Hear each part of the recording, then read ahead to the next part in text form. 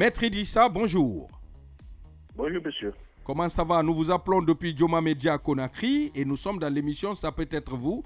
Nous vous appelons ce matin parce que nous avions échangé autour de cette histoire d'achat de maison à Kamakouloun Castri du côté de Kamsar. Allô, maître, vous nous entendez? Oui. Allô? Oui. Vous pouvez répéter, s'il vous plaît? Est-ce que vous nous entendez? Oui, maintenant, oui. Alors, je reprends. Nous vous appelons de Joma Media Conakry. Nous sommes dans l'émission Ça peut être vous qui vous avez appelé une fois par rapport à cette histoire d'achat de maison d'une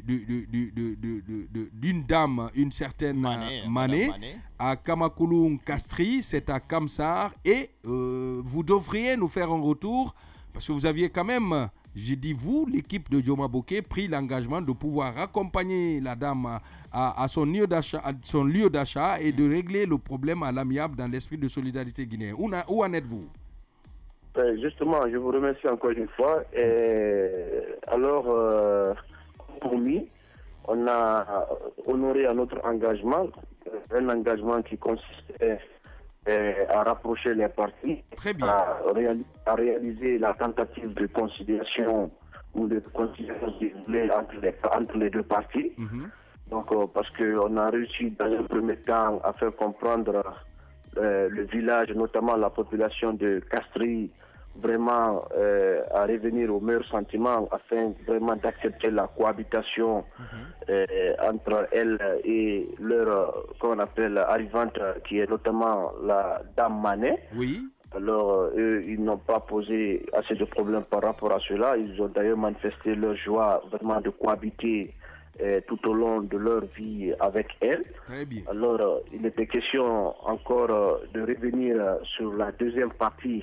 Je vais nommer ici la dame Manet pour la faire le retour de l'échange qu'on a eu avec la population de Castri. Oui. Alors, ils sont venus la faire le compte rendu. Bon, dans un premier temps, elle aussi, c'était pas facile de la ramener au meilleur sentiment. Mais sauf qu'elle était vraiment obnubilée par rapport à sa propre démarche, par rapport à sa propre raison, où on l'a fait comprendre que par A plus B, on a même cherché à schématiser, n'est-ce pas, représenter ici sa portion de terre et sa maison qui est implantée sur sa portion de terre, où était vraiment limité qu'on appelle ses bords. Alors elle a compris cela.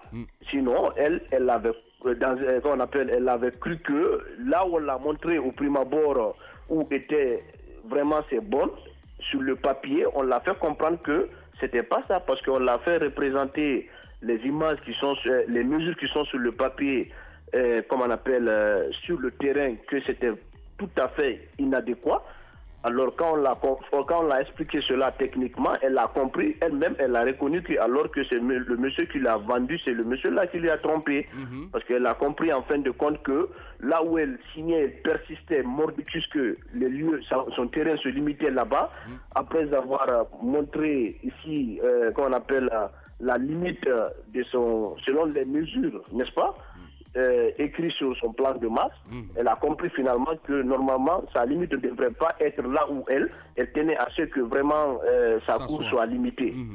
Alors sur ce, quand elle a compris cela, elle est aussitôt revenue sur les meilleurs sentiments. Elle dit ok, il n'y a pas de problème, que c'est son vendeur qui l'a trompé. Très bien. Alors du coup, on a cherché à ce que vraiment on fait une programmation maintenant pour venir se transporter dans le village de Castri afin qu'on puisse vraiment réaliser maintenant pour peaufiner vraiment notre démarche. Alors, c'est ce rendez-vous-là qui n'a pas malheureusement eu lieu, parce qu'au moment où nous avions donné notre, comment on appelle, on a donné le programme à la population de Castri, tous les villages étaient réunis pour nous attendre. À la dernière minute, la dame a décliné le programme. Alors, chose que nous-mêmes en personne n'a pas aimé, parce que c'est très difficile, surtout en période de Ramadan. Je vous rappelle que c'était en période, c'était au moment de la fin des jours de Ramadan.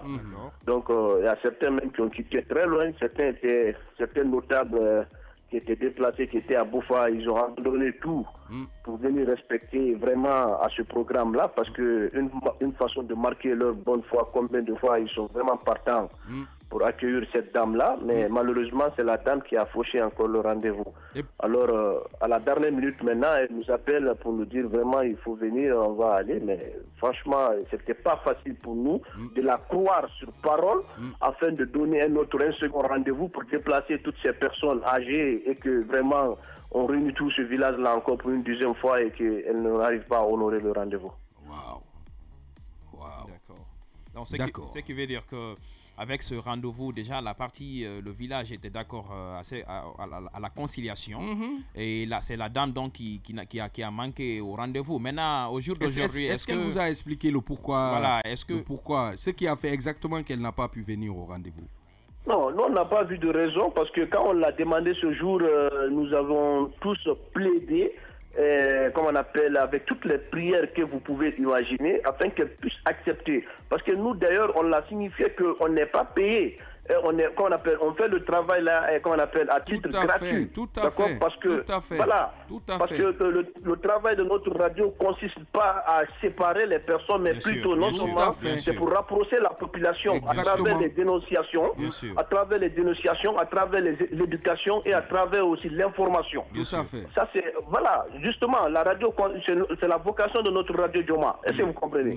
Donc nous on l'a fait comprendre que si vous voyez que nous laissons tout et que nous s'impliquons dans votre dossier, c'est pour vous aider vraiment à être rétabli dans votre droit. C'est vrai, le tribunal est là, le tribunal est mieux placé pour vraiment, vous aider à trouver solution à votre problème. Mais si vous voyez que la radio Joma s'est impliquée et que nous, personnellement, on s'est impliqués dedans, c'est pour vous éviter, c'est pour une économie de temps et une économie de procès. Exact. Parce que vous n'êtes pas sans savoir que, la procédure elle est très longue et très fastidieuse. Bien sûr.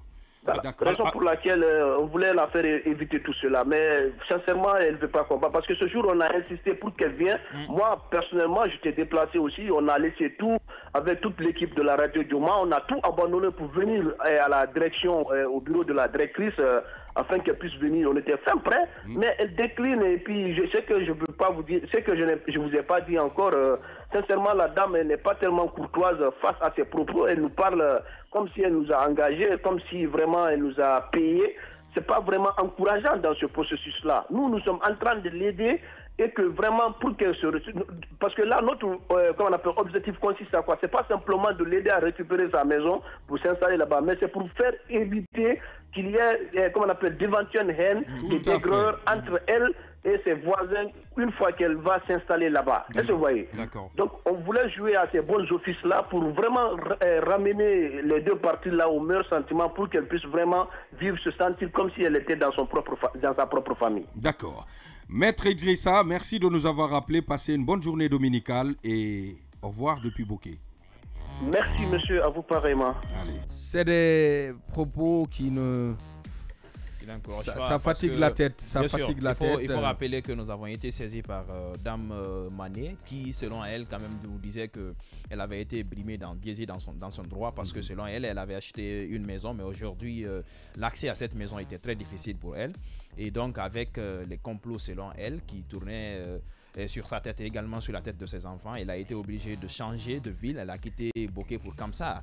Aujourd'hui, avec l'équipe que nous avons mis sur pied, on s'est rendu compte que la réalité en est tout autre. Parce qu'aujourd'hui, on avait reçu le président du district par téléphone qui nous avait quand même donné M. Camara. Qui nous avait quand même donné des explications. Également, l'équipe s'est rendue avec des vidéos illustratives. On a vu réellement qu'il n'y avait pas grand problème.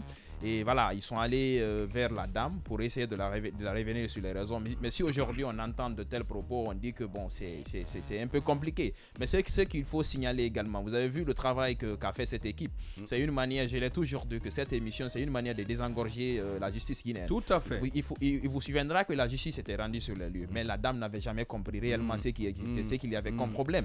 Mais depuis que nous avons mis cette équipe sur pied, nous y avons mis de la communication et échangé de façon claire. La dame dame même a compris que non, c'était moi qui étais voilà, dans l'ignorance totale. Je n'avais pas raison. Mais comme ça, mais là, moi, je me dis même qu'est-ce que la dame n'a pas un peu, elle n'est pas un peu gênée parce que au vu de tous les propos qu'elle a tenus à l'égard de son environnement, parce qu'elle se disait qu'elle avait raison. Si aujourd'hui, à travers ce travail, ce boulot de cette équipe, elle se rend compte que non, c'était elle qui était dans l'ignorance, je me dis, est-ce qu'elle n'est pas gênée à travers cette pratique? Est-ce qu'elle n'est pas gênée de se retourner un peu là-bas? Mais tout ceci pour dire qu'il faut accorder du crédit à cette émission.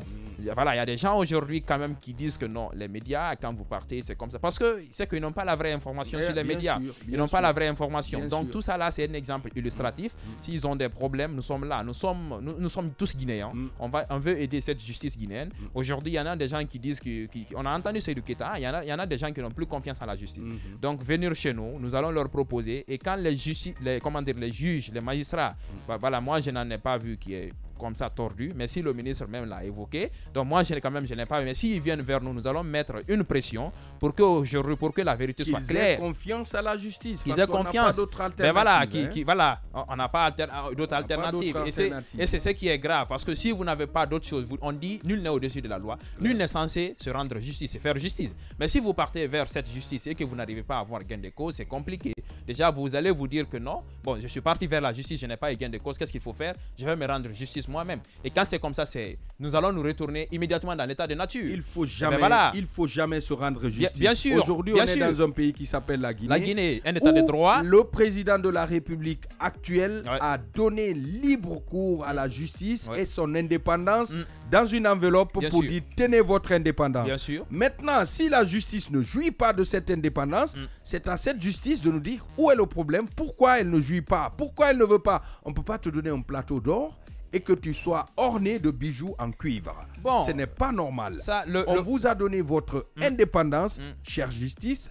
Usez de cette indépendance et n'hésitez pas à dire la loi. Vous savez, la jouissance de cette indépendance, si on cherche à fouiller cela, c'est quelque chose qui est très profond. Ça remonte depuis la genèse. Il faut s'intéresser à la genèse, au processus de recrutement de ces gens-là. Donc il faut s'intéresser à tout ça. Il faut s'interroger à la moralité de ces gens-là. Si aujourd'hui, bon, c'est pour le cas de la justice, c'est vraiment compliqué. Mais tout ce qu'il faut dire, il faut quand même leur pousser à œuvrer, à travailler. Même le ministre de la Justice, à travers cette sortie, quand même, a fait croire quand même aux Guinéens qu'il y a quand même des gens dans cette profession, qu'il y a des gens qui sont censés rendre la justice, mais qui ne font pas œuvre ou qui ne jouissent pas très bien de cette indépendance dont on fait cas aujourd'hui. Donc ça, c'est grave. Pour notre justice, c'est très grave. Et quand un magistrat comme ça, qui est dans toute son indépendance, mais ne fait pas très bien son boulot, en temps normal, la personne doit passer devant le Conseil supérieur de la magistrature. En tout cas, ce conseil existe. Bien sûr, le conseil, il existe, qui est présidé. Ce conseil devrait prendre la responsabilité. Et tout. Mais si on se couvre,